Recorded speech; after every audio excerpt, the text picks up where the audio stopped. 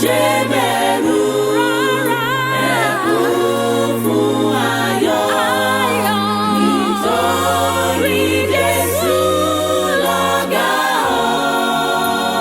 ọ̀tá. Bó ti wù kí jìnnà létò, yóò mú ọkàn wa gúnlẹ̀. Ẹ̀yin èrò tó wà lọ́kàn, ẹ ké pe Jésù nìkan, kẹ́sì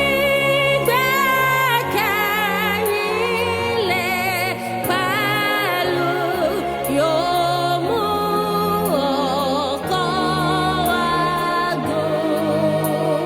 gúnlẹ̀. Ẹ má ṣe bẹ̀rù ẹ kún fún ayọ̀ nítorí Jésù lọ̀gá ọ̀tá. Bó ti wù kí jìnnà létò, yóò mú ọkàn wa gúnlẹ̀. I don't know what that situation is. I do not want to know what the problem is.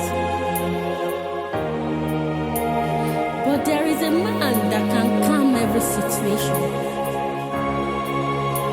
I do not want to know what the result of that disease is. Is it cancer? Is it HIV? High blood pressure? Stroke? There is a man that comforts the situations. His name is Jesus.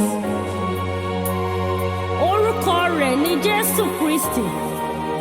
Òun ni Balogun ọkọ̀. He's the captain of your life. So I do not want to know what the doctor is saying. I do not want to know. You are owing school fees, house rent. You owing people. Your business is going down. Whatever that situation is, there is a master, a captain, who is ready to come